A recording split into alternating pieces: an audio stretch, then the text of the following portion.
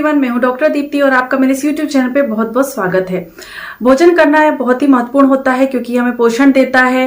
भोजन करने से हमें ऊर्जा मिलती है और हम स्वस्थ भी रहते हैं। लेकिन कभी कभी हम कुछ ऐसे फूड्स लेते हैं या कुछ ऐसे खाद्य पदार्थ होते हैं जिसकी वजह से हम बीमार भी हो सकते हैं। हालांकि ये हर किसी के लिए नहीं होता है, लेकिन बहुत सारे पर्सन्स या लोग ऐसे होते हैं कि कुछ विशेष फूड लेने से उन्हें कुछ ना कुछ तकलीफ हो जाती है या वो बीमार पड़ जाते हैं। अनफॉर्चुनेटली ऐसा होता है। तो जब भी कभी इस तरीके की बात होती है तो सबसे पहले दिमाग में एक ही बात आती है और वो होती है फूड एलर्जी। तो आज की इस वीडियो में हम बात करने वाले हैं फूड एलर्जी के बारे में, उनके लक्षणों के बारे में और कौन कौन सी फूड्स की वजह से जो एलर्जी होती है उसमें किस तरीके की होम्योपैथी मेडिसिन वर्क करती हैं उसके बारे में हम जानेंगे। तो इस वीडियो को एंड तक जरूर देखिए ताकि आप अच्छे तरीके से समझ सके कि किस तरीके की फूड एलर्जी में आपको कौन सी होम्योपैथी मेडिसिन जो है उपयोगी हो सकती है। तो चलिए शुरू करते हैं और आगे बढ़ते हैं। फूड एलर्जी गंभीर हो सकती है और हमारे लिए घातक भी साबित हो सकती है।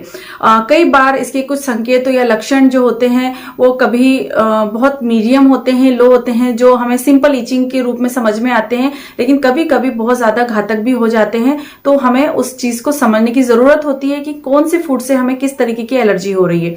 तो फूड एलर्जी तब होती है जब हमारी जो शरीर की इम्यून सिस्टम है वो हमारे किसी भी एक फूड के प्रति जो उसके प्रोटीन होते हैं जो कि हानि रहित होते हैं, जिसके कोई भी ऐसे कोई बहुत ज्यादा हानि वाले पदार्थ नहीं होते हैं या हार्मलेस जो होती है, तो हार्मलेस प्रोटीन के प्रति कुछ ज्यादा ही एक्सेसिव अमाउंट में प्रतिक्रिया दिखाने लगती है हमारी बॉडी। तो ऐसी कंडीशन में आपको एनाफिलैक्सिस या फिर गले में खराश होना और बॉडी में ईचिंग होना, बहुत ज्यादा गले में सूजन हो जाना या निगलने में डिफिकल्टी होना, सांस लेने में तकलीफ होना, इस तरीके के कुछ लक्षण जो है आपको फूड एलर्जी में समझ में आने लगते हैं। दूध, अंडे, मूंगफली, सोया, इस तरीके की कुछ फूड्स हैं जो सामान्यतः एलर्जी का कारण बनते हैं। इसके अलावा और भी बहुत सारी चीजें होती हैं जिसकी वजह से, जैसे कभी कभी गेहूं जो ग्लूटीन होता है उससे भी लोगों को एलर्जी होती है। तो उन्हें हर इंडिविजुअल को अपने तरीके से समझने और उसे पहचानने की जरूरत होती है कि किस तरीके की फूड से उन्हें एलर्जी हो रही है। अगर इसके सिम्टम्स के बारे में बात करें तो लक्षणों में कभी आपको बहुत ही नॉर्मल लक्षण देखने को मिल सकते हैं, जो बहुत ज्यादा कोई भी आमतौर पे कोई चीज आप ले लेते हैं, खा लेते हैं, तो आपको 2 घंटे के भीतर आपको उस तरीके के सिम्टम नजर आने लग जाते हैं। और जो सिम्टम्स होते हैं वो हल्के यानी कि नॉर्मल सिम्टम्स भी हो सकते हैं, लेकिन कभी कभी बहुत ज्यादा घातक और गंभीर भी हो जाते हैं। तो जैसे कुछ लक्षण होते हैं उसमें हो सकता है आपके मुंह में खुजली हो जाना, आपके शरीर में बहुत ज्यादा खुजली हो जाना, गला सूखना, निगलने में बहुत ज्यादा डिफिकल्टी होना, पित्ती आ जाना या बहुत ज्यादा लाल चकत्ते पड़ जाना आपके शरीर में, पूरे शरीर में भी पड़ सकते हैं, कुछ विशेष जगहों पर या बॉडी के किसी पार्ट पर भी हो सकते हैं। चक्कर आने जैसी आपको फीलिंग होना या बहुत ज्यादा वीक या लो आपको महसूस होता है। आपके होठों पे सूजन आ सकती है, आपकी पलकों पर सूजन आ सकती है, आपके पूरे ऑल ओवर चेहरे पे सूजन आ सकती है।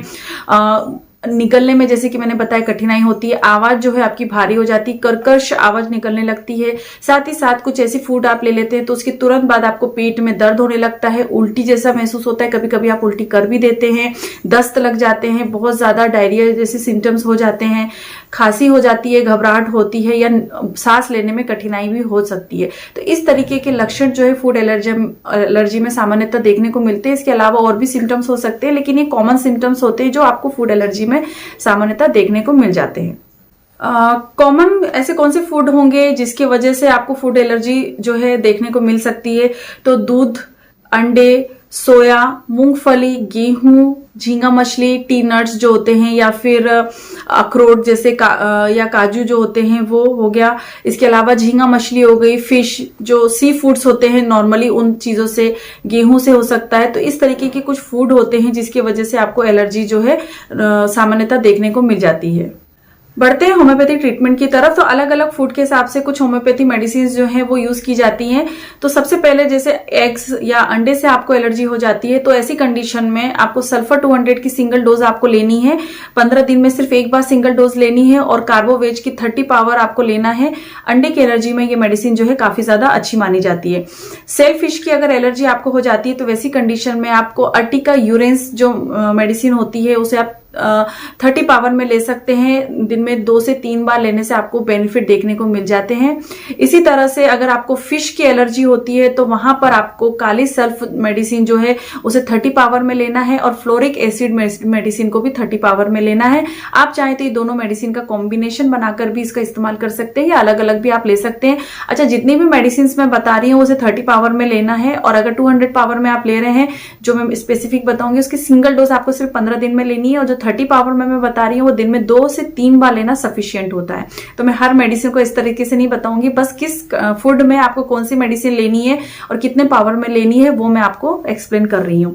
उसके बाद अगर आपको हनी से या शहद से प्रॉब्लम है या उससे एलर्जी होती है तो नेट्रम कार्ब जो है 30 पावर में इफेक्टिव होती है और साथ ही साथ फास्फोरस भी 30 पावर में इफेक्टिव होती है। ये दोनों मेडिसिन के कॉम्बिनेशन को आप इस्तेमाल कर सकते हैं या फिर आप इसे सिंगल भी 5-5 या 10 मिनट के अंतर पे ले सकते हैं। अगर आपको मूंगफली, जो कि बहुत कॉमन होता है, मूंगफली की अगर आपको एलर्जी होती है तो मॉर्बिलिनम मेडिसिन जो है 30 पावर में आप ले सकते हैं। 30 पावर में ले रहे हैं तो 2 बार आपको दिन में लेना है और अगर 200 पावर में ले रहे हैं तो आप दिन में सिर्फ 1 बार सिंगल डोज लेने से भी आपको इफेक्ट देखने को मिल जाते हैं। टमाटर की अगर एलर्जी होती है तो ओलिएंडर जो है मदर टिंचर में काफी ज्यादा इफेक्टिव होती है, तो ओलिएंडर की मदर टिंचर की 10 बूंद आप दिन में 2 बार लेते हैं तो आपको काफी ज्यादा बेनिफिट जो है मिलते हैं। अगर आपको शुगर से एलर्जी है तो सेक्रम ऑफिशियलिस जो मेडिसिन है या सेक्रम ऑफ जो मेडिसिन है 200 पावर में सिंगल डोज काफी इफेक्टिव होती है। एलर्जी की कंडीशन में ये मेडिसिन आप तब तक ले सकते हैं जब तक कि आपको पूरी तरह से आराम नहीं लग जाता है, या 3 मंथ आप, या पहले स्टार्टिंग में आप 15 डेज या 1 मंथ आप लेकर देखिए, उसके बाद 3 मंथ तक आपको पूरा लेना है और आगे भी आप ले सकते हैं। इन मेडिसिन के कोई वैसे साइड इफेक्ट्स नहीं है। अगर आपको वाटरमेलन की एलर्जी होती है तो जिंजीवर जो है मेडिसिन काफी ज्यादा इफेक्टिव होती है, तो 30 पावर में आप इस मेडिसिन का इस्तेमाल डेफिनेटली कर सकते हैं। दूध की या मिल्क से बने या मिल्क प्रोडक्ट से अगर आपको एलर्जी होती है तो पल्सेटिला 30 पावर में ली जा सकती है। 2 बार या 3 बार इसका इस्तेमाल करिए, काफी अच्छे रिजल्ट होते हैं। तो बहुत सारे लोग ऐसे होते हैं जिनको मिल्क प्रोडक्ट से एलर्जी होती है तो ये मेडिसिन का डेफिनेटली वो इस्तेमाल कर सकते हैं।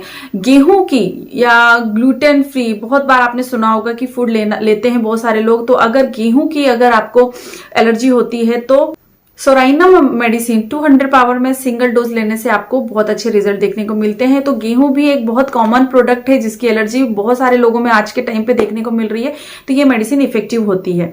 अगर आपको कोई खट्टी चीज है या साइट्रस जो फूड होते हैं या खट्टे पदार्थ होते हैं, अचार होते हैं, उसकी वजह से अगर आपको एलर्जी होती है तो लेकेसिस जो होम्योपैथी मेडिसिन है वो 200 पावर की काफी ज्यादा इफेक्टिव होती है। तो लेकेसिस को भी आप 200 पावर में सिंगल डोज लेते हैं, 15 दिन लेकर देखिए, उसके बाद में आप कंटिन्यू 1 मंथ 2 मंथ भी ले सकते हैं।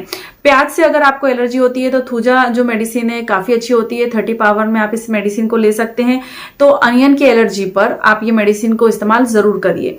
अगर आपको कॉलीफ्लावर या कैबेज से एलर्जी होती है या गोभी से आपको एलर्जी है तो आप पेट्रोलियम की सिंगल डोज ले सकते हैं 200 पावर की। दिन में 1 बार लेने से भी आपको काफी ज्यादा जो है रिजल्ट मिल जाते हैं, अच्छे रिजल्ट मिल जाते हैं।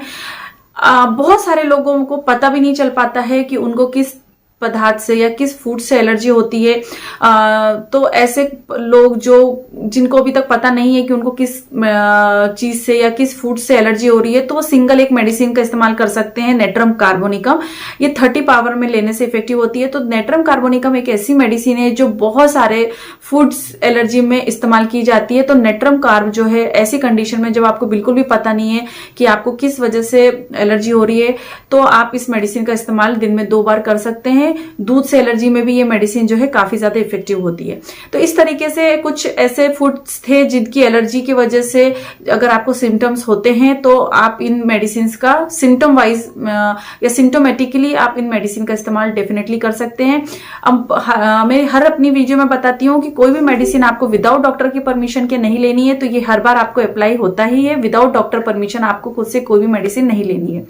फूड एलर्जी में बचाव में अगर बात की जाए तो सिंपल एक ही बचाव किया जा सकता है कि अगर आपको पता है कि आपको इस फूड से प्रॉब्लम होती है या सिम्टम्स क्रिएट होते हैं तो आपको उस फूड से बचना चाहिए।